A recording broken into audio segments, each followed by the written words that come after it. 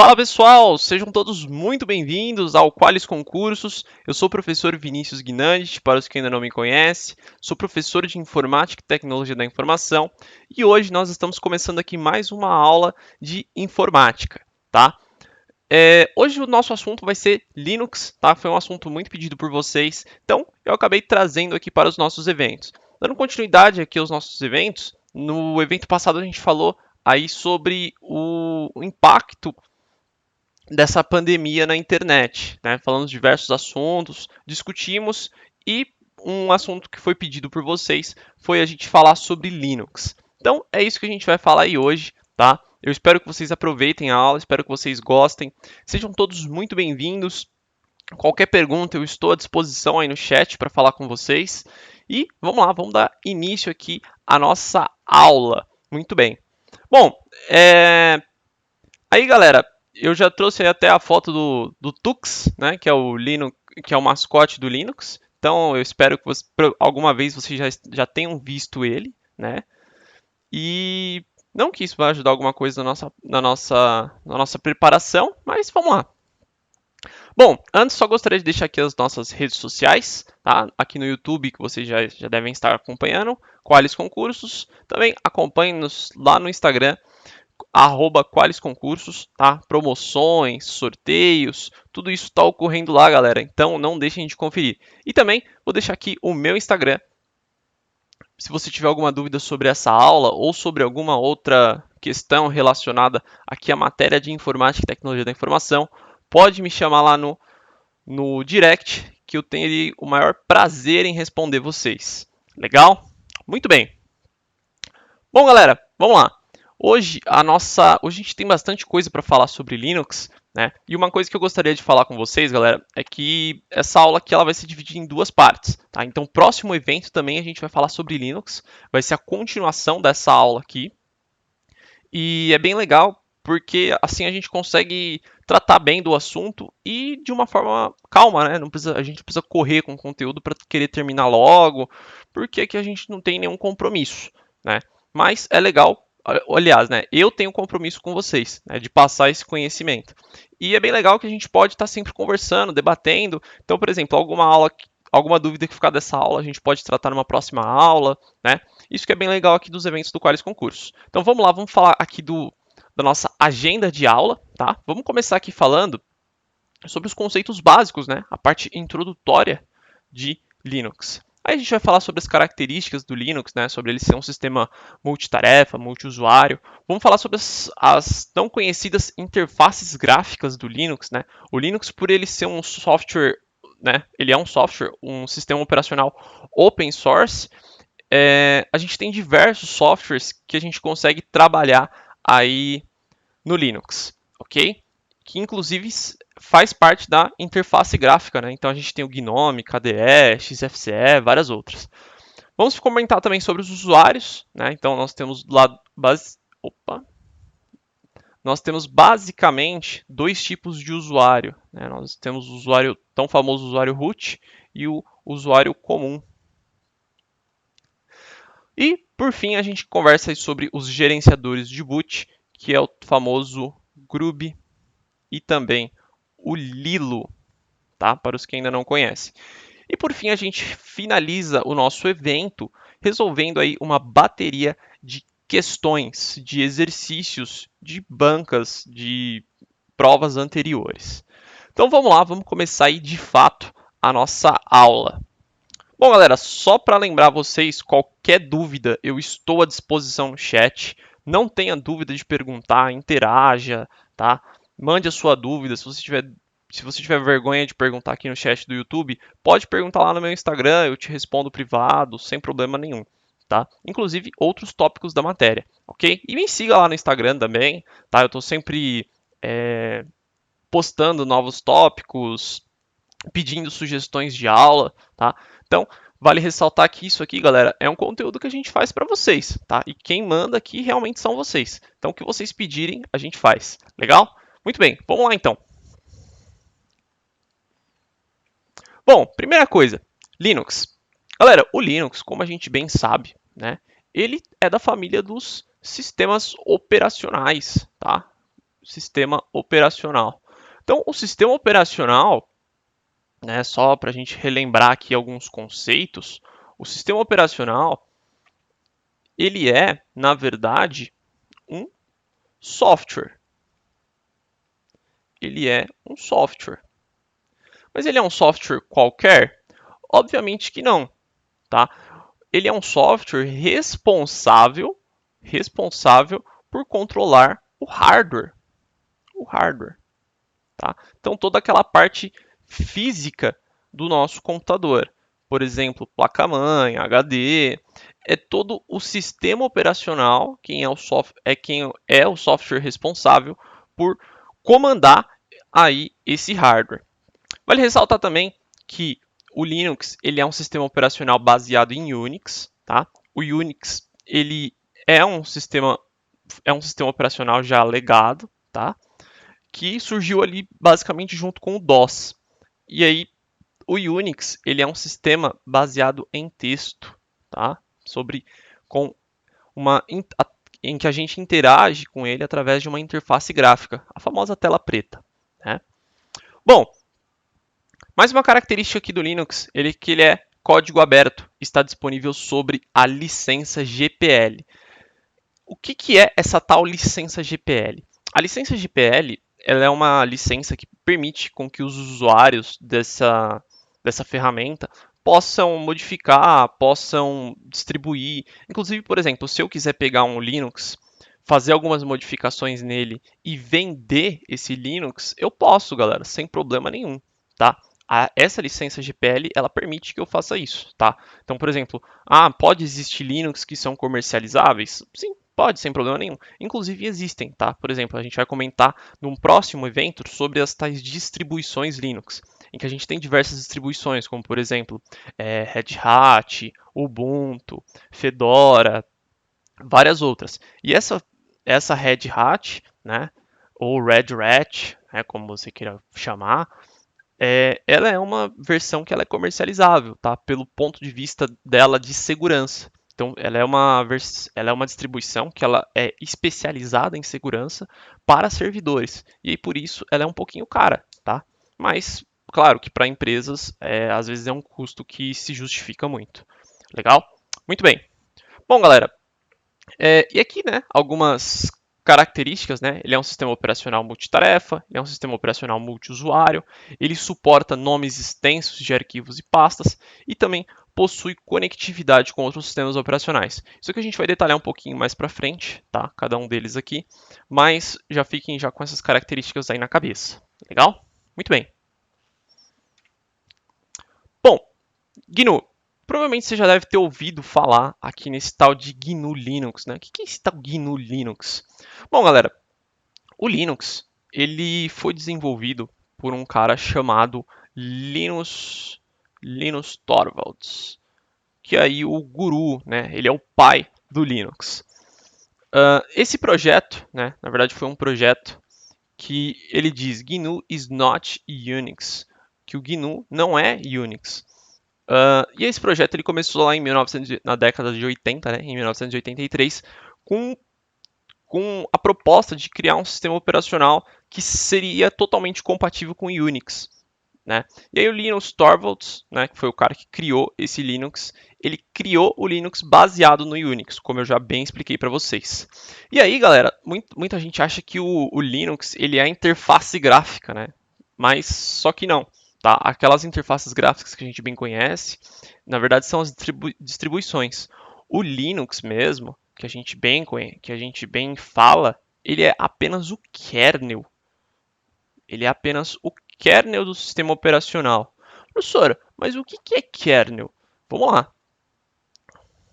Galera, o sistema operacional, deixa eu botar aqui para minha canetinha. O sistema operacional, tá? Deixa eu desenhar aqui para vocês. Então, ó, nós temos aqui o sistema operacional, tá? Poderia colocar o Windows aqui, mas como a nossa aula é de Linux, eu vou colocar ele aqui. Linux. Eu gosto de fazer ele, claro que ele é dividido em mais, tá, galera? Obviamente que tem mais divisões, mas aqui eu quero mostrar para vocês somente duas, tá? Que são as nossas principais aqui. Então, eu gosto de dividir o sistema operacional em dois. Tá? Tem essa parte aqui que fica mais para cima, né, que é a nossa IGA ou a nossa CLI. Tá? Eu já vou explicar o que é cada um desses caras. E essa parte aqui de baixo, que é o tal do kernel. Opa! Que é o... Oxe, rapaz! Que é o tal do kernel, ou kernel, tá? Como você queira chamar. Essa parte de baixo aqui, galera, a gente gosta de... O kernel, né? Ele é a parte do sistema operacional, ele é a parte do sistema operacional responsável por interagir com o hardware. Então, ele é a parte do sistema operacional que efetivamente controla o hardware. E aqui nessa parte de cima nós temos o usuário. O usuário. Então, o usuário, através de uma IGA, IGA significa Interface Gráfica Amigável, tá? Ou através de uma CLI, seria uma Command Line Interface, uma interface de linha de comando, através de um desses dois, o usuário ele interage com o sistema operacional, e o sistema operacional interage lá através do kernel, interage com o hardware, tá? Então é assim que um sistema operacional funciona.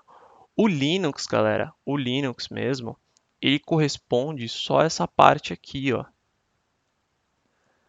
Aqui nessa parte de cima é onde se encontram outros softwares, tá? Como por exemplo o Bash, tá? Que a gente vai falar ainda nessa aula hoje, e as distros, tá? Você pode encontrar também com esse nome de distro.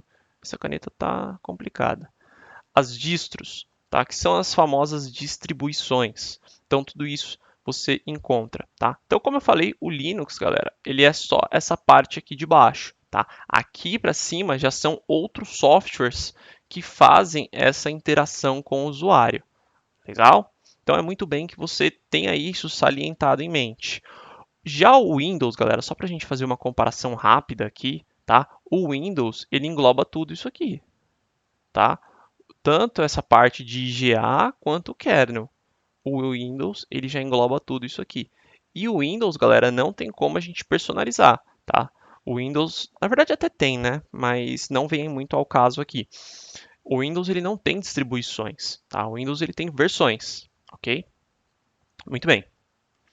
Vamos continuar aqui nos nossos slides. Bom, chegamos aqui ao tal do Shell, galera. O Shell, ele é uma das formas que a gente tem de interagir com o sistema operacional, né? Então, por exemplo, como eu mostrei aqui para vocês, a gente pode interagir através de uma interface gráfica ou através de uma linha de comando. O Shell, ele é uma linha de comando, tá? Vamos dar uma olhadinha lá como é que ele funciona. Então, ele é um programa, tá? Ele é um software que interpreta os comandos enviados pelo usuário para outros programas ou chamadas de sistema. Ah, quer dizer, professor, que então, através desse programa eu consigo interagir com outros programas? Perfeitamente, consegue sim.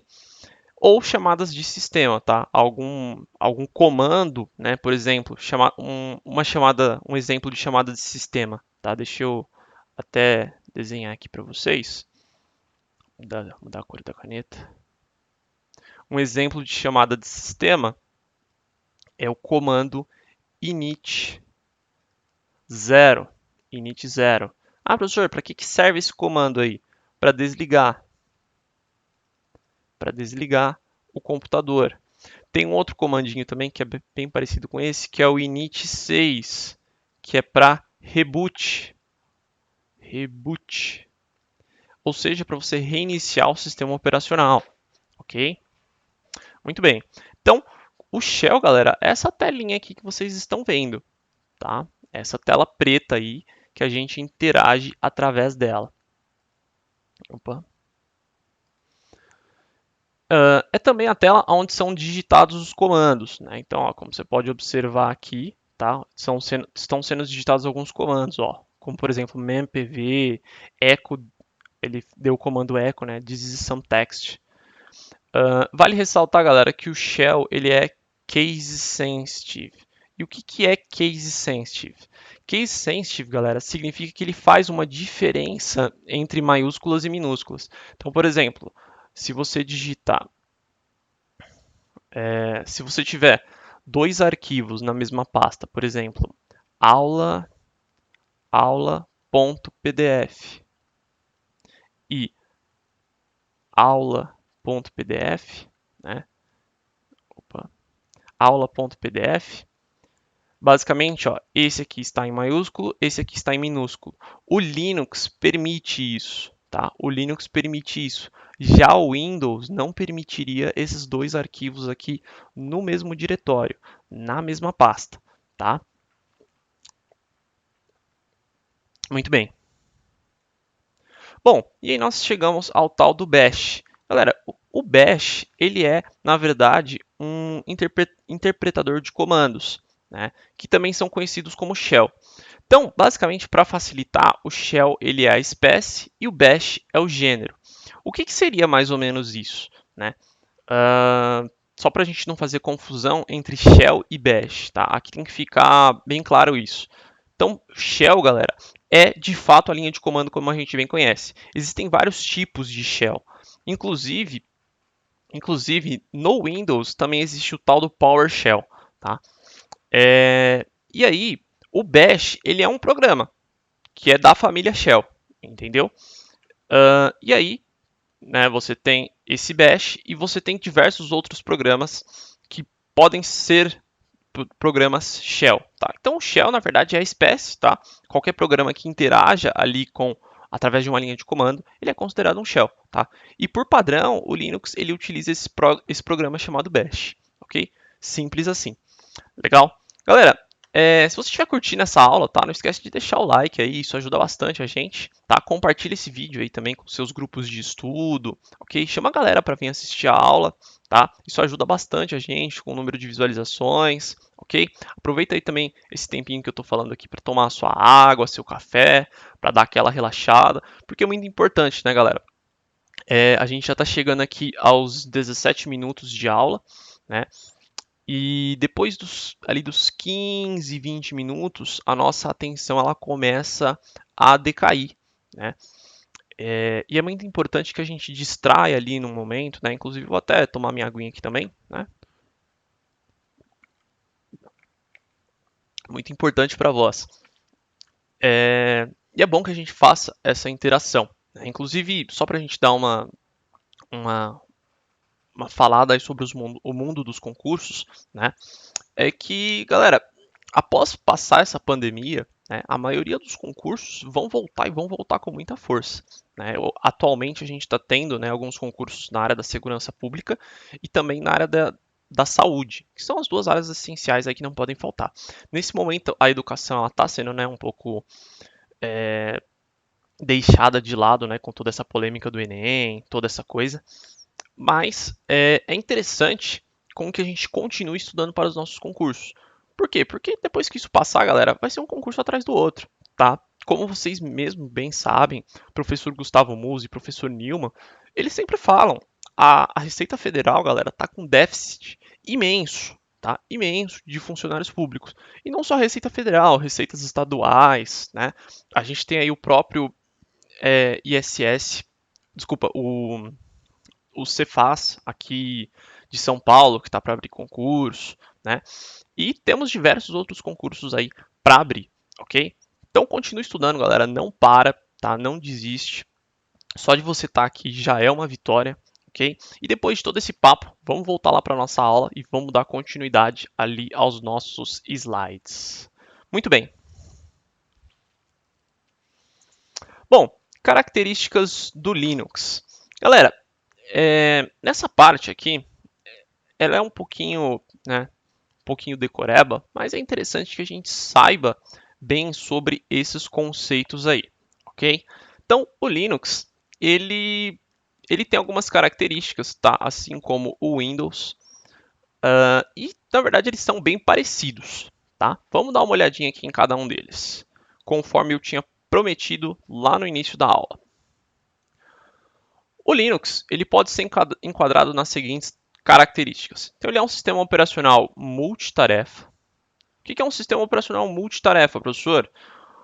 O sistema operacional multitarefa é aquele que permite que você abra mais de um programa por vez. Tá? Então, por exemplo, se nosso celular hoje já é um sistema operacional multitarefa. E vocês vão ver nas questões que isso ainda é cobrado em prova. Tá? Então, por exemplo, se você consegue abrir o Word, se você consegue abrir o Google Chrome, tudo ao mesmo tempo, o seu sistema operacional é um sistema operacional multitarefa. Nossa, professor, mas isso é muito óbvio, né? Até que não, galera. Por quê? Porque antigamente os sistemas operacionais DOS e Unix, que a gente comentou no começo da aula, eles eram um sistema operacional de uma tarefa, tá? Então eles eram monotarefas. Você só conseguia interagir com o sistema operacional através da linha de comando. Então, por esse motivo, você só conseguia abrir ali você só conseguia executar um programa por vez, tá? O que era bem limitado, ok? Bom, o Linux ele também é um sistema operacional multiusuário. Um sistema operacional Professor, o que é um sistema operacional multiusuário? Quer dizer, então, por exemplo, se eu tiver 20 usuários cadastrados no meu sistema operacional, que podem logar ali, eu tenho um sistema operacional multiusuário? Não, tá? O sistema operacional multiusuário, galera, ele quer dizer ao uso de um sistema operacional de forma simultânea, tá? Dá uma olhadinha aqui na tela que você vai conseguir perceber isso. Provavelmente aí no seu sistema operacional Linux, ele te traz duas opções. Ele te traz a opção de logoff ou logout, depende, tá? Né? E também ele traz a opção de switch user ou trocar usuário. Ah, professor, mas qual que é a diferença entre essas duas opções? A diferença, galera, é que, por exemplo, quando você utiliza a opção logoff, todas as suas tarefas que estão abertas, elas são finalizadas. E aí, depois, quando você reabrir esse usuário, você vai reabrir essas tarefas do zero. Agora, quando você utiliza a opção trocar usuário ou switch user, significa que você na verdade, você está minimizando aquele usuário, tá? Você está deixando ali as tarefas em background e aí você troca de usuário, vai para o outro usuário, faz as coisas que você tem que fazer lá. Quando você voltar para esse usuário, é como se você tivesse congelado aquelas tarefas ali, do jeito que elas estavam, elas vão ficar, tá? Isso é um sistema operacional multiusuário. É um sistema operacional que permite com que você interaja ali com o sistema através de diversos usuários. Então você consegue utilizar mais de um usuário simultaneamente. E o Linux ele possui essa característica de sistema operacional multiusuário, assim como o Windows, tá? Bom, o Linux ele também é um sistema operacional monolítico, galera. Um sistema operacional monolítico. Um sistema operacional monolítico, pessoal, é aquele que apenas um processo dele é responsável por controlar as demais partes do sistema. Tá? Então, por exemplo, no Linux, a gente tem um processo chamado .bash. Tá? E esse processo chamado .bash, ele é responsável por fazer esse controle do sistema. Basicamente, de uma forma, entre nós aqui, galera, entre nós, tá? Não vai levar isso para frente. Pelo amor de Deus. Esse cara é o kernel, tá? É quase isso, tá? Quase isso. Pelo amor de Deus, não vá me falar isso para um professor, que aí ele vai me massacrar, tá? Mas só entre nós aqui. Vamos deixar isso só entre nós, tá? Galera, só para motivo de conhecimento, tá? Se você estiver aí usando o Windows, procura sobre este cara aqui, ó, o tal do Explorer.exe. O Windows ele também é um sistema operacional monolítico, tá? E o processo responsável por controlar as demais partes do sistema é o processo explorer.exe. Faz um teste, pega e clica sobre esse processo e depois clica em finalizar tarefa. Se você não sabe onde achar os processos, pessoal, é só entrar no gerenciador de tarefas, tá? E você clica em finalizar tarefa, aí você vai ver que vai sumir tudo, mas fica tranquilo que depois de um tempo ele volta, tá? Se não voltar é só reiniciar o computador que volta, tá? Fica tranquilo. Bom, além disso, o Linux ele é um sistema operacional preemptivo. Nossa, professora, que nome difícil. É, fazer o quê? Foi a doutrina, galera. A doutrina nos trazendo aí classificações estranhas. Ele permite a interrupção de processos. Então, como a gente comentou aqui, né, você consegue ir lá e dar um finalizar tarefa ali. Às vezes o processo está travado, às vezes ele não abre, né? E aí você consegue ir lá e travar e parar aquele processo. Bom, ele suporta até 255 caracteres, né, considerando o caminho completo, lá desde a raiz até a extensão. Galera, vai ficar para o nosso próximo evento o gerenciamento de dos arquivos do Linux, tá? Mas só para que vocês saibam aí, lá no Windows, a nossa raiz é o C2 pontos, né? C2 pontos, barra, barra, e aí começa tudo. No Linux, é a tal da barra. Então, por exemplo, a gente tem o barra home, opa, a gente tem o barra home, tá? Barra, tá? Todos os é o nosso arquivo raiz. Então, desde lá da barra, então, por exemplo, barra home, barra user, barra aula.pdf, aula.pdf, tá? Tudo isso aqui, galera, esse nome completo, ele pode ter até 255 caracteres, tá? Então, toma muito cuidado com isso aí, ok? Porque a prova, ela, às vezes, tem diversas questões de provas, né? Geralmente vem sobre o Windows, mas vai que vem alguma sobre o Linux. Elas podem trazer falando, olha, tem 128, ou então tem ilimitado, tá? Tem um limite sim, tá? E o limite é esse. Bom, além disso, o Linux ele possui sim uma conectividade com outros sistemas operacionais, tá? Com Android, com o próprio Windows, tá? Então, por exemplo, você consegue compartilhar arquivos com o Windows através de um programinha chamado SMB, tá? Ou que a gente conhece também como Samba, ok?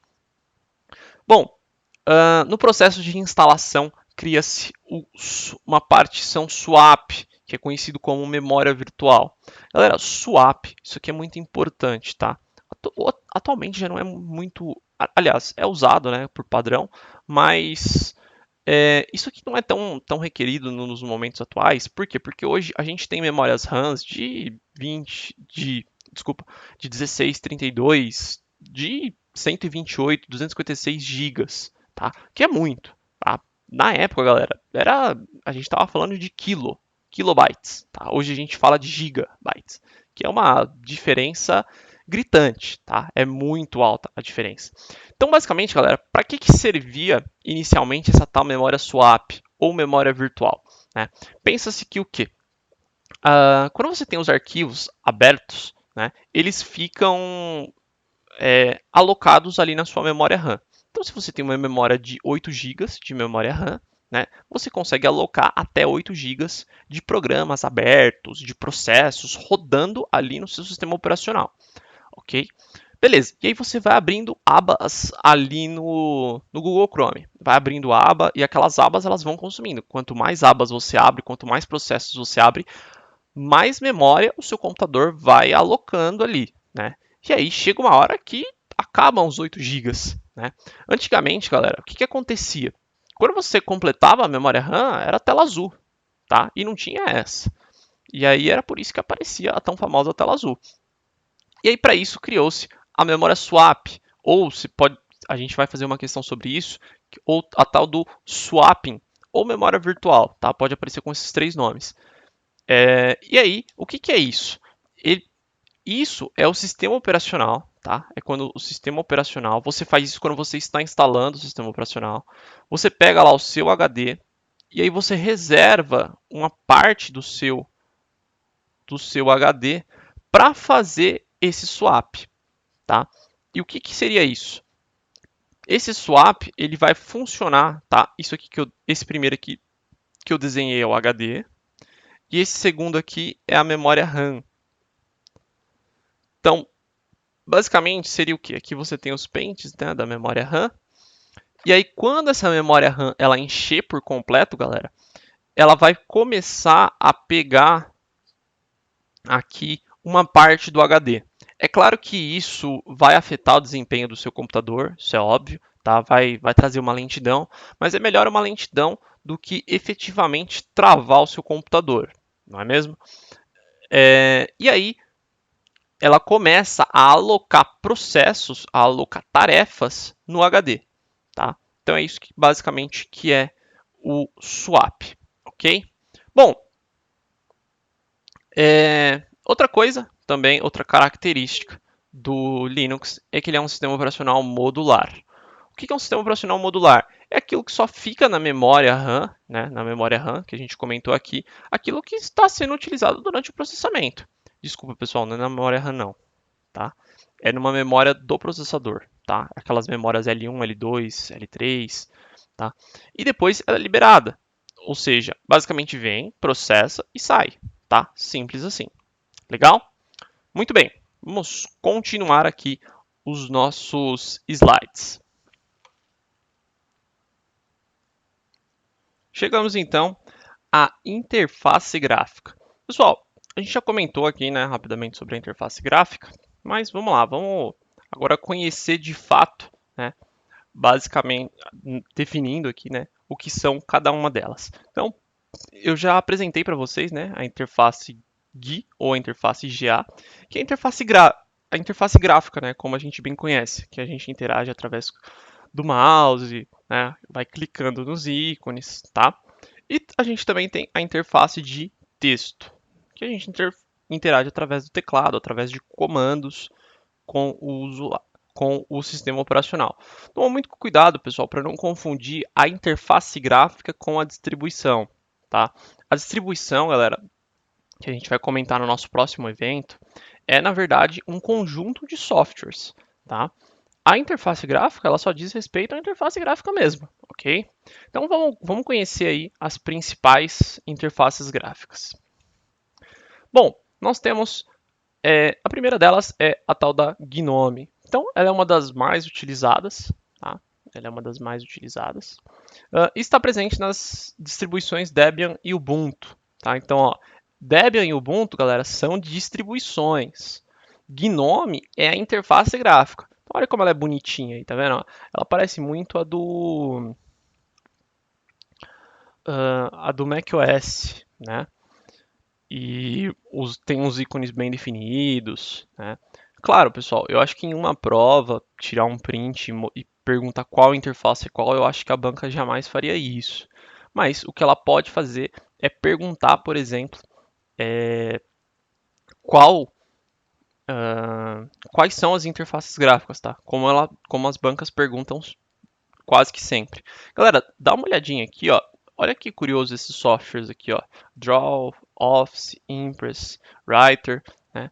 Muitas vezes a gente acha que, quer dizer então que o LibreOffice é só para o Linux e e o Word é pro, pro Windows, né?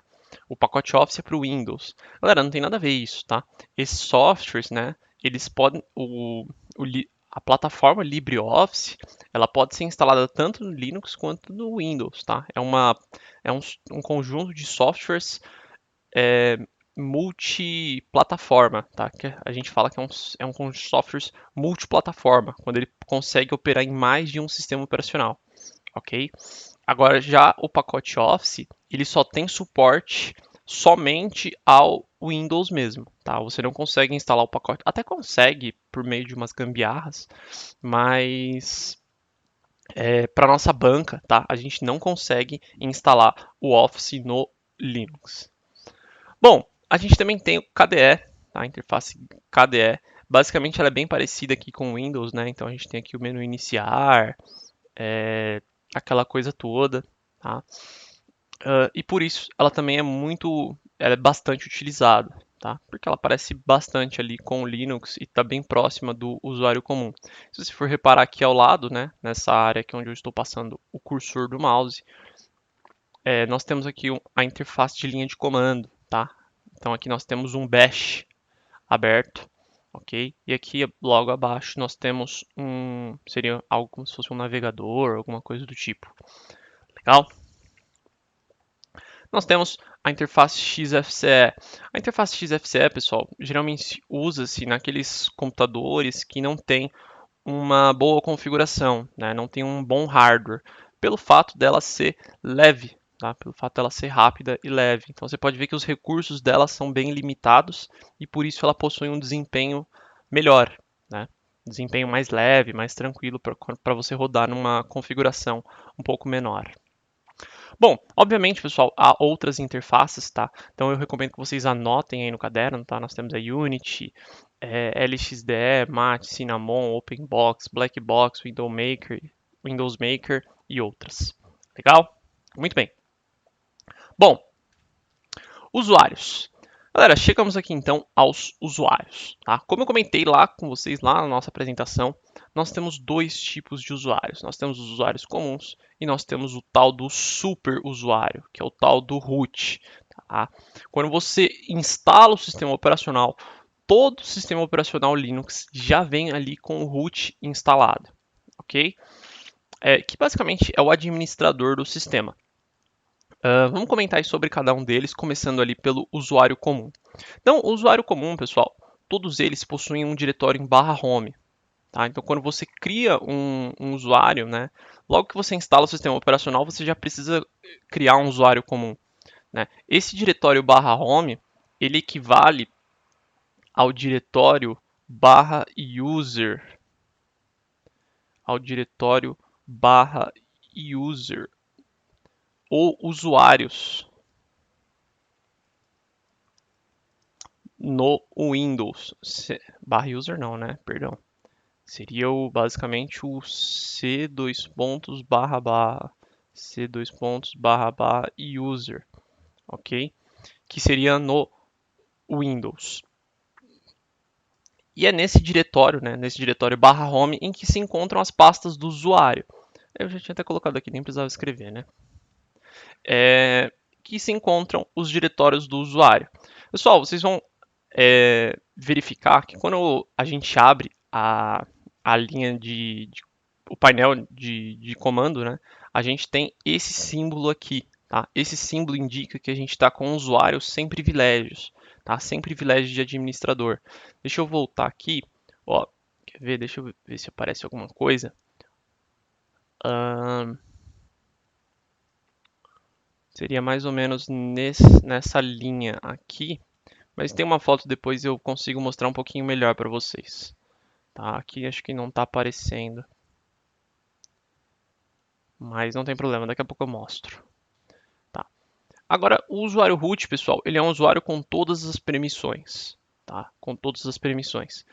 Isso não significa, pessoal, que o usuário comum também não tenha permissões. Tá? Você pode conceder, através do usuário root, conceder permissões para o usuário comum. Por exemplo, permissão de criar outros usuários, diversas outras coisas.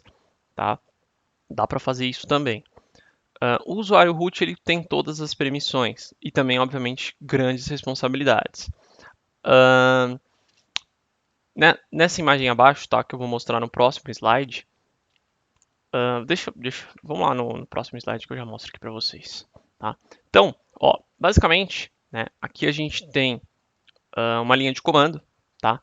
E aqui, ó, observa, tá, que nós temos o usuário Paulo. Então, ó, tudo que tiver antes do arroba aqui é o nome do usuário, tá? E o que está depois do arroba é o hostname do computador, ou seja, o nome do computador. Então, o usuário Paulo no computador chamado Ubuntu, tá? Observa esse ícone que a gente comentou logo aqui atrás. Esse ícone, ele representa o usuário comum, né? Vamos voltar lá para a gente observar isso um pouquinho melhor. Ó, então foi esse ícone aqui que a gente colocou, né? Então, quando você tem esse ícone, ele indica que você está um usuário comum. Ó, o ícone do super usuário, ó, observa que aqui eu já estou no meu super usuário, tá? Que é o usuário root. Ele muda o ícone para uma cerquilha, tá? Então, galera, basicamente, o que está acontecendo aqui nessa linha de comando?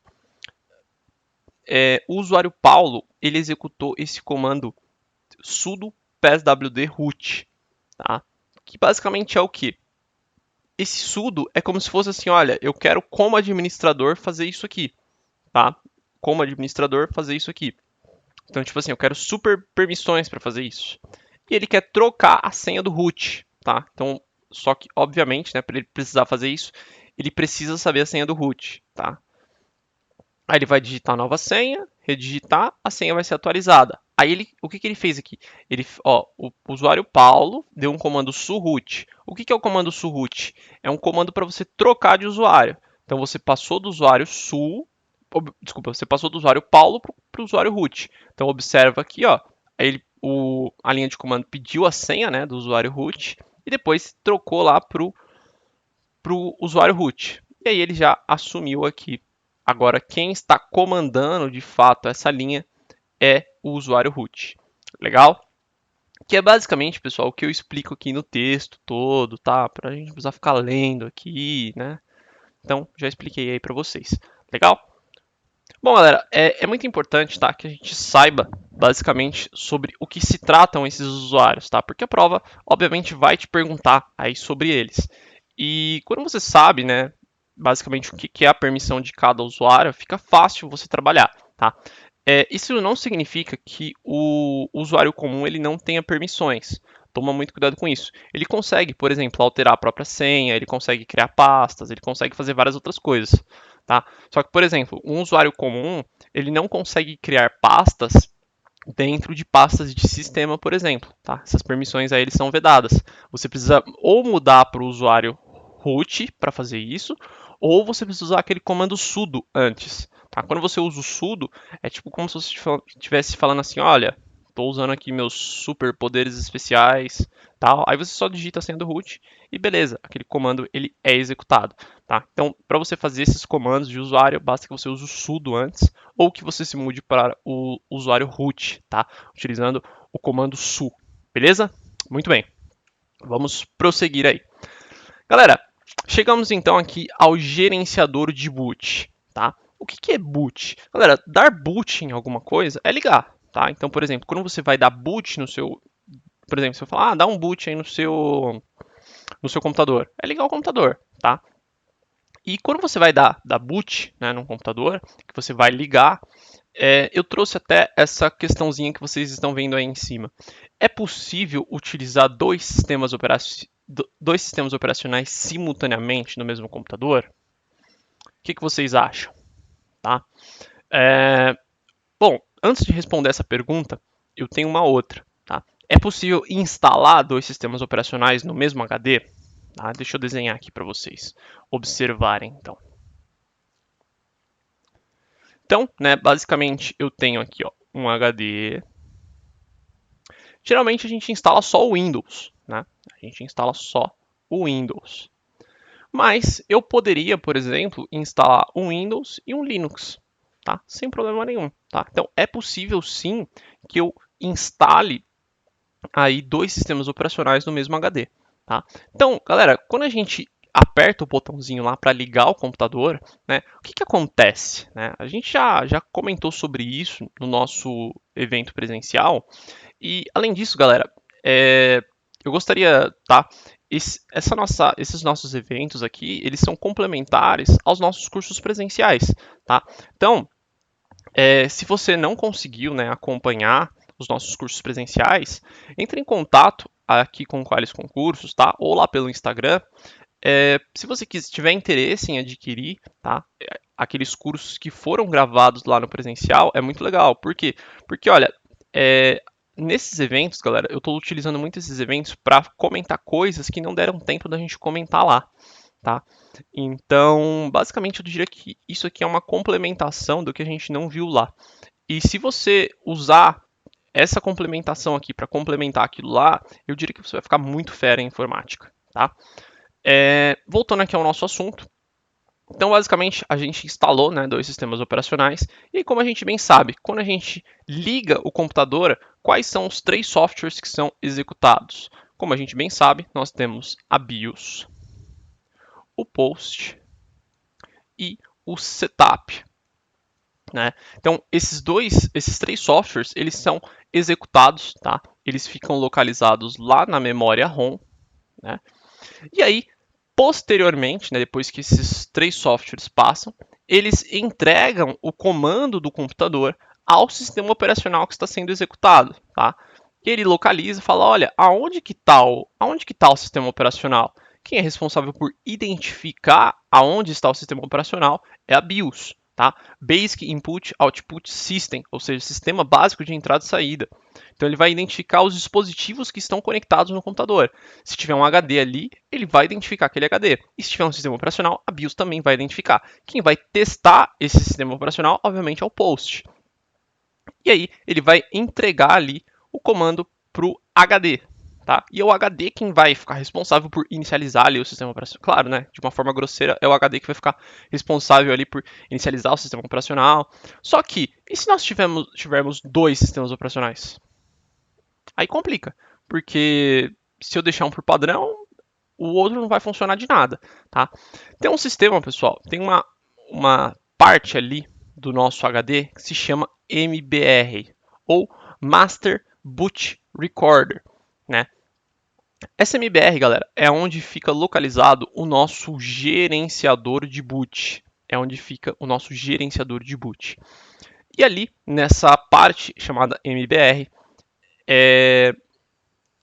ali fica localizado um software que nos permite, como usuário, escolher entre qual sistema operacional que eu quero dar boot. Olha, agora eu quero inicializar no Linux, agora eu quero inicializar no Windows, tá?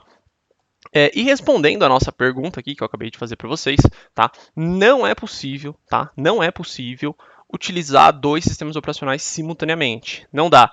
Ah, professor, mas eu já vi um cara com o Windows aberto e o Linux atrás. Galera, isso é um conceito de máquina virtual, tá? Então, basicamente, você tem o kernel do Linux, do Windows funcionando, e aí você tem um software emulando o Linux, tá? O que é uma coisa totalmente diferente. Mas, basicamente, por trás daquele software que está emulando o Linux, você tem o kernel do Windows mesmo interagindo com o hardware. Você não consegue ter dois kernels interagindo com o hardware, você só tem um só, tá? Senão também vira bagunça, né? Também não dá. E ou você liga o Linux ou você liga o Windows, tá? Os dois não tem como. Então não é possível inicializar dois sistemas operacionais simultaneamente. Por isso que você tem um gerenciador de boot. E são esses dois gerenciadores de boot que você instala, tá? Que a gente vai comentar deles agora há pouco, que é o Grub e o Lilo, tá? A banca CESP, galera, até coloquei como observação aqui embaixo, tá? Essa perguntinha que está aparecendo aqui do meu lado. Deixa eu até sumir para que vocês possam lê-la por completo, né? A banca CESP ela já perguntou qual o sistema operacional que a gente pode instalar primeiro. É o Windows ou é o Linux, tá? E o que a gente instala primeiro, galera, é o Windows. Por quê? O Windows, ele sobrescreve essa região de MBR, tá? E ele não tem gerenciador de boot. Só quem tem o gerenciador de boot é o Linux. Então você instala o Windows, tá? E depois você vem e instala o Linux por cima. Tá? Não por cima, né? Mas instala junto, por quê? Porque o Linux ele consegue dar conta dos dois. Agora, se você instala o Linux e depois instala o Windows, corre o risco do Windows sobrescrever esses gerenciadores de boot do Linux e você só conseguir dar boot só no Windows. Tá? E aí você vai precisar fazer uma série de configurações, uma série de coisas que não vai ser legal. Beleza? Muito bem. Bom, galera, então esses daí são os gerenciadores de boot que a gente comentou. Então, quando o Linux ele é instalado, junto a ele é instalado esse tal de bootloader, tá? Que é o gerenciador de boot, ok? E aí vocês conseguem observar aqui um pouco acima de mim que nós temos o Grub e lá, né? Lá mais ou menos nós temos o Lilo, que são esses dois caras aí.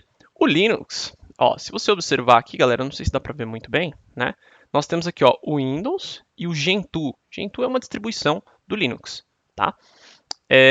O Lilo, galera, ele é um pouquinho mais antigo, tá? Um pouquinho mais legado, né? Pode observar que a interface dele é até um pouquinho mais feia e tal. E depois nós temos também o Grub, tá? Nós vamos fazer uma questão sobre esse cara, sobre esses dois caras aí, que eles já foram cobrados em prova. E nós temos também o Grub, tá? Basicamente, aqui, ó, eu consigo optar entre esse Linux, né? Linux genérico e tal, e o Windows aqui, ó. Repara que eu consigo também dar boot nesse Windows 8 aqui. Beleza? Então, basicamente, pessoal, esses são os gerenciadores de boot. Gerenciador de boot, então, só para a gente concretar aqui esse assunto, tá? Gerenciador de boot, um gerenciador de boot é um software responsável por inicializar sistemas operacionais instalados no computador, tá? Por isso que permite, né, que dá a funcionalidade ao usuário de escolher entre qual sistema operacional ele quer inicializar. Beleza? Muito bem. Bom, galera, então basicamente, tá? De teoria, para o que a gente tinha, para hoje é só, tá? A gente vai continuar aqui falando de Linux no nosso próximo evento, tá? Como eu prometi a vocês. E aí eu vou trazer mais teoria, tá? Mas de teoria, eu acho que para hoje a gente já conversou sobre bastante coisa, tá? Ainda falta bastante coisa, tá? A gente vai falar ainda sobre sistema de arquivos, sobre comandos, sobre distribuições, tá? Sobre permissões em pastas, que eu acho que também é um assunto bem importante da gente tratar. Mas basicamente, de Linux por hoje é só. Então vamos lá, galera, vamos para os nossos exercícios, né? Que é muito importante a gente sempre fazer exercícios e tá comentando aí e concretando cada vez mais esse nosso conhecimento, beleza? Vamos lá então. Bom, eu comecei aqui com exercícios bem fáceis, né, para não dificultar muito. Então, vamos lá. CESP 2019. Os sistemas operacionais oferecem serviços como acesso ao ambiente computacional, execução de computadores e gerenciamento de entrada e saída de dados. Assinale a opção que apresenta exemplo de sistema operacional gratuito para computadores do tipo desktop. Letra A, Android. Android, galera, é para celular. Celular. Apple macOS. Apple macOS, ele não é gratuito, tá? Linux, obviamente, né? Windows, ele também não é gratuito. E o OS, além de não ser gratuito, ele é para celular. Galera, uma curiosidade para vocês, tá? Uma curiosidade bem legal, para quem não sabe, tá? O macOS, o macOS, ele é um sistema operacional baseado em Unix, tá? Toma muito cuidado com isso, né? Olha que curioso isso. Então, a Apple, né, um dos maiores sistemas operacionais do mundo, tá? Também bastante utilizado, é utilizado opa, é utilizado através de um sistema operacional que era open source, né? Então o nosso gabarito aqui, tá? É a letra C de casa. Legal? Muito bem. Próxima questão. Opa. CESP 2019. O shell e o kernel são duas partes essenciais do sistema operacional Linux. O primeiro serve para interpretar os comandos do usuário e o segundo para controlar os dispositivos do computador. Bom, galera, então basicamente, né, foi aqui o que a gente conversou, né? Então a gente tem aqui na parte de cima o shell e aqui na parte de baixo o kernel ou kernel, tá? Como você queira chamar. Aqui deste lado nós temos o hardware, que eu vou representar como HW. E aqui na parte de cima nós temos o tal do usuário.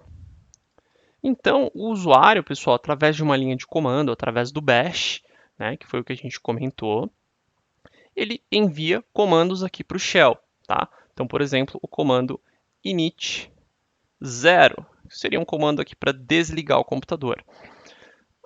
O shell ele vai interpretar esse comando do usuário e através de uma linguagem de máquina ele vai mandar este comando aqui para o kernel. Ele vai mandar este comando para o kernel que vai controlar os dispositivos do computador. E aí o kernel vai ser responsável por começar a desligar ali os sistemas do computador e de fato desligar o hardware, ok? Então, gabarito aí certíssimo, tá? Questão correta. CESP 2018. Há uma diversidade grande de distribuições Linux, cada uma delas com estruturas de diretórios e kernel diferentes. Bom, galera, como a gente comentou, né, o Linux mesmo em si, ele é ele é um único kernel, tá? O que acontece com os outros são as distribuições, tá? Então, por exemplo, o Ubuntu, KDE e não existe, tá, uma estrutura de kernel diferente. O que existe, pessoal, é uma evolução, tá? Então, por exemplo, tem a versão 3.0, 3.4, tá, do kernel, e essas versões elas vão evoluindo, evoluindo. Então, o kernel do Linux, ele é atualizado, tá? De várias vezes, tá? Mas não existem kernels diferentes. Essas distribuições, elas compartilham o mesmo kernel, tá? Só o que muda é o que o usuário está vendo, mas o que está por trás do que o usuário está vendo é a mesma coisa, tá? Inclusive, tem algumas distribuições que de fato têm uma estrutura de diretórios diferente, mas isso não é para todos, ok? Tá? Então, por exemplo, se você pegar um CentOS, por exemplo, uma distribuição CentOS, você vai ver que a estrutura de diretórios dela é diferente de uma distribuição Ubuntu, tá? Mas o kernel delas é a mesma, ok? Então, um gabarito aí dessa questão errado. Legal? Muito bem. A técnica de CESP 2018. A técnica de swapping consiste em transferir temporariamente um processo da memória para o disco do computador e depois carregá-la novamente na memória. Exatamente o que a gente comentou, não é, pessoal? Então vamos lá. Basicamente, né, quando a gente está abrindo, quando a gente está com os computadores em execução, com os programas, né, em execução, eles ficam lá alocados na nossa memória RAM. Tá? Então, na nossa memória RAM. Então, basicamente, aqui eu tenho 8 GB de memória RAM. Tá? E aí eu começo a preencher. Tá? Uma parte dessa memória RAM, pessoal, ela já só o sistema operacional já come uma parte dela. Tá? Vamos supor aqui mais ou menos 1 GB. Aí quando você abre o Chrome já come mais uns 4, tá? Porque o programa para consumir memória é o Google Chrome, tá? Então ele já consome mais uns 4. A gente tem 5 GB de memória RAM. E assim vai indo, galera. E ele vai enchendo, vai enchendo, vai enchendo, vai enchendo, até que chega uma hora que essa memória lota, tá? E quando ela lota, se a gente não tiver essa técnica de swapping, se a gente não tiver esse esquema de swapping, o nosso computador trava, simplesmente, tá? Porque ele não tem mais aonde alocar isso. E para que não ocorra esse travamento, tá? A gente começa a guardar informações lá no nosso HD. Então a gente reserva uma parte aqui do HD, tá? Para guardar informações lá. Então começou a encher lá, geralmente recomenda-se 20% do HD. Então, por exemplo, sei lá, se você tem 20% não, 2% do HD. Então, se você tem 1 tera, recomenda-se que você coloque ali mais ou menos 20 gigas, tá? Para swap, o que não é muito, tá? E aí, basicamente, a partir do momento que a memória RAM encher, essas informações elas começam a ser armazenadas no HD, tá? E aí depois, né, obviamente, seu computador vai ficar um pouquinho lento enquanto essas informações são armazenadas lá, mas depois que liberar ali uma parte da memória, essas informações elas já voltam para a memória para melhorar o desempenho. Pessoal, como a gente bem fala, né, o, o HD, desculpa, a memória RAM, ela é uma memória flash, tá? Ela é uma memória flash. Por isso que esses processos ficam armazenados lá.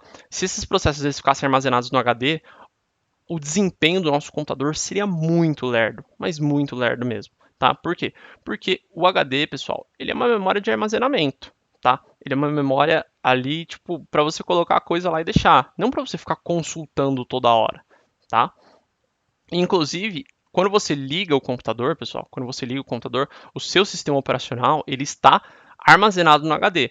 E aí o que começa a acontecer é que o processador começa a alocar as partes do sistema operacional lá na memória RAM. É por isso que às vezes quando você liga o computador, no começo ali ele ainda está um pouco lento e tal. Se você clicar em alguma coisa ele não funciona.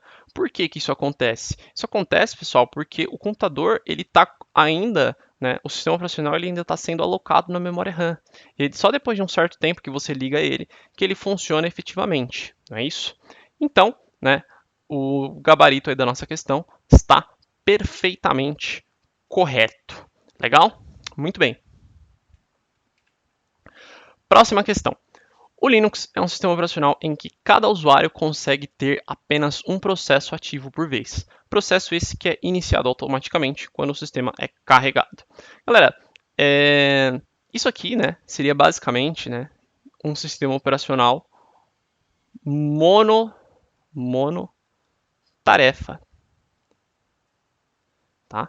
E como a gente comentou, né, a gente falou bastante que o Linux ele é um sistema operacional multitarefa e não monotarefa, tá? Então, é por isso que a gente consegue ali abrir diversos, tá? E, por exemplo, esse processo que é iniciado quando o sistema é carregado seria, por exemplo, o .bash, ok? Mas essa questão ela está errada, tá? Justamente por quê? Porque a gente consegue sim ter mais de um processo ativo por vez, ok? Legal. O Windows e o Linux são exemplos de sistemas operacionais de núcleo monolítico, em que um único processo executa as principais funções. Perfeitamente, galera. A gente comentou disso em aula, né? Esses processos no Windows, a gente tem o Explorer.exe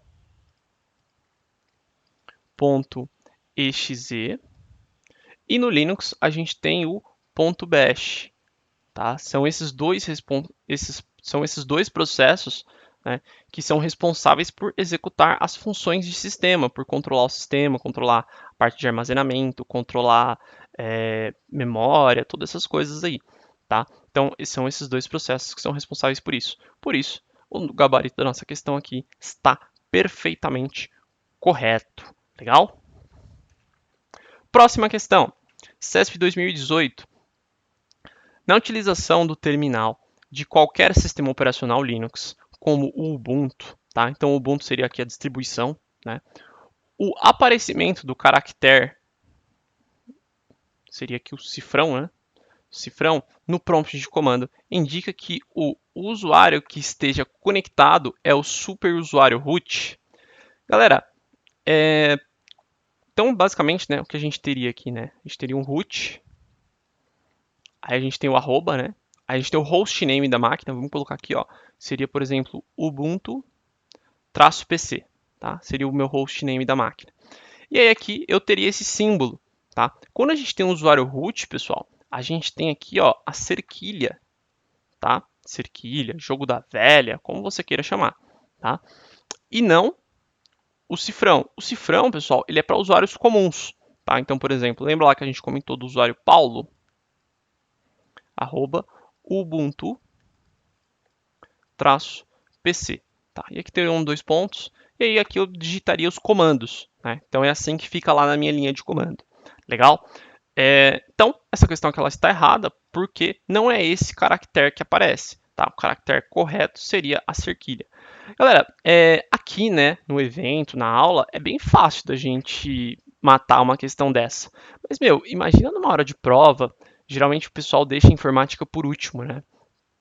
E seja cansado e tal, será que você vai se dar ao trabalho de lembrar que qual é o caractere do superusuário root? Né? Então, mais uma vez, galera, essa é a importância dos exercícios, tá? A gente está sempre fazendo exercício e ficar atento às principais pegadinhas da banca, tá? Porque, meu, de fato, essa questão aqui é uma pegadinha, né? Imagina você já cansado e tal, meu, você cairia numa dessa fácil, tá? Inclusive eu até cairia também, tá? Às vezes a gente já tá cansado, né? Final da prova. Então, por isso que é importante sempre a leitura da questão, ler mais de uma vez. Por exemplo, tem gente que começa a ler a questão, isso aqui tá certo. Aí depois, quando vai ver lá, tinha uma vírgula, tinha um não, né? E aí a pessoa acaba, né, tendo alguns problemas de gabarito, né? Beleza, vamos lá. Quadrix 2017. Com relação à alteração de senhas de usuários por meio de terminal console, tá? Terminal console seria basicamente por meio do texto, né? No sistema operacional, assinale a alternativa correta. Com o comando PSWD, o usuário consegue mudar a própria senha. Letra B. Para que o usuário root, o superusuário, consiga alterar a senha de um usuário, ele precisa conhecer a senha atual desse usuário antes de alterá-la. Para alterar a letra C. Para alterar a senha dos usuários, utiliza-se o comando password. Letra D. Por um sistema operacional seguro, a alteração de senhas via console não é permitida. E letra E. Apenas o usuário root tem o privilégio de alterar as senhas. E aí, galera, o que vocês acham? Deixa aí nos comentários aí que eu tô acompanhando aqui com vocês, eu quero saber qual que é a resposta de vocês aí para essa questão. Vamos lá. Bom, o gabarito dessa questão aqui, galera, é a letra A. Tá? Vamos lá observar aí cada uma das alternativas. Vamos começar de baixo para cima. Apenas o usuário root tem o privilégio de alterar senhas? Não, galera. O usuário comum ele também consegue alterar senhas, só que ele só consegue alterar a senha dele próprio. Tá? Para ele precisar alterar a senha de outros usuários, ele precisaria do comando sudo antes. Tá? Por ser um sistema operacional seguro, a alteração de senhas via console não é permitida. Não, galera, mentira, tá? A gente viu lá quando a gente estava mostrando os slides, um usuário alterando a senha do root, tá? Um usuário comum alterando a senha do root. Claro, para isso ele precisava já saber a senha do root. Legal? Para alterar a senha dos usuários, utiliza o comando password. Não, pessoal, não é o comando password. É esse comando aqui, ó. É o comando passwd, tá? Toma muito cuidado. E letra B, para que o usuário root, o superusuário, consiga alterar a senha de um usuário qualquer, ele precisará conhecer a senha atual desse usuário antes de alterá-la. Não, tá? Não faz sentido ele ter que conhecer a senha, pessoal. Ele é o administrador, ele tem permissões, ele pode fazer tudo, tá? Basicamente, eu diria que ele é o juiz aqui do negócio, ok? E por fim, letra A, que é o nosso gabarito. Com o comando passwd, um usuário consegue mudar a própria senha. Sim, consegue, sem problema nenhum, tá? Então, nosso gabarito aí, letra A de amor. Legal? Muito bem. Próxima questão, CESP 2014. As rotinas de inicialização, Grub e Lilo, são utilizadas em diversas distribuições Linux. Podem ser acessadas, utilizadas em diversas distribuições Linux, podem ser acessadas por uma interface de linha de comando. Perfeito, galera. A questão está correta, tá? Como a gente viu lá, né? Elas estavam sendo acessadas basicamente ali por uma interface gráfica, tá? Mas quando você loga no sistema operacional, você também consegue acessar aquelas interfaces através de uma linha de comando, tá? Nada mais nada menos, pessoal, esses Grub e Lilo, eles são programas, tá? E você consegue acessá-los sim por uma interface de linha de comando. Portanto, aqui o gabarito da nossa questão está perfeitamente correto, beleza? Quadrix 2019. O Notepad++ é um editor de texto de código-fonte aberto, por estar sob licença GLP. Ele é executado somente no sistema operacional Linux. Galera, essa aqui é mais uma questão daquelas sobre software, né? E a gente comentou aí sobre essas licenças GLP, né? A licença GLP é aquela licença que a gente consegue editar, estudar, abrir o código-fonte dela, ler, reler, fazer modificações e que também nos permite comercializar aquilo, tá? Ou então a gente pode distribuir gratuitamente, sem problema nenhum, tá? Tá perfeito, tá? Até ali tá tudo correto. O único problema dessa questão, galera, foi aqui a palavrinha somente, tá? O Notepad++, ele é um tipo de software que a gente chama de multiplataforma. Ele é um sistema multiplataforma. E aí, por isso, a gente consegue interagir com o sistema. A gente pode instalar o Notepad no Windows, por exemplo. Tá? Ele está disponível para o Windows, ok? Assim como, por exemplo, além do Notepad, a gente teria também, né, ele poderia ter trazido aqui o LibreOffice. O LibreOffice, ele também é um editor. O LibreOffice ele é uma suíte de aplicativos, tá? Então a gente tem, por exemplo, o editor de textos, que seria o Writer, que possui o código de fonte aberto, está sobre essa licença GLP e que a gente consegue, por exemplo, executar ele tanto no Windows quanto no Linux, sem problema nenhum. Beleza? Opa, então, né, só para a gente segmentar aqui, nosso gabarito está errado, porque a gente consegue executar ele em outros sistemas operacionais. Beleza? Bom, pessoal, então finalizamos aqui o nosso evento hoje sobre Linux, tá? Eu quero agradecer aí a participação de todos vocês que ficaram aqui até agora. Hoje foi aqui um evento curto, tá? Até um pouquinho rápido, né? Mas assim deu para a gente comentar sobre bastante coisa, ok? Então, no nosso próximo evento, tá, pessoal? Eu espero todos vocês para a gente finalizar essa parte de Linux, tá? Eu agradeço. Se você chegou até aqui agora, pessoal, e ainda não deu like nessa aula, dá o like aí, deixa o like, tá? Isso é muito importante, ajuda bastante a gente. Se você também, caso não tenha conseguido assistir tudo desde o começo, tá? Essa aula ela vai ficar disponível, então você pode assistir ela depois, tá? A hora que você quiser, né? Isso é a vantagem aqui do nosso, da gente estar transmitindo no YouTube. E também é um evento gratuito, né, pessoal? Isso é isso que nós do Qualis Concursos fazemos por vocês, tá? Então, mais uma vez, pessoal, eu agradeço de coração a presença de todos vocês, tá? É um prazer enorme estar aqui ao lado de ilustríssimos professores, como o professor Musi e o professor Newman, tá?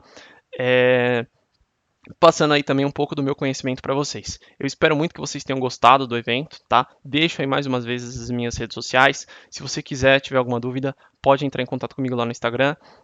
Também entre em contato lá no Qualis Concursos, se você quiser adquirir algum dos nossos produtos, quiser um desconto, tá? Entre em contato aí, beleza? Então, eu agradeço, muito obrigado, pessoal. Desejo um grande abraço aí para vocês e até a próxima. Valeu!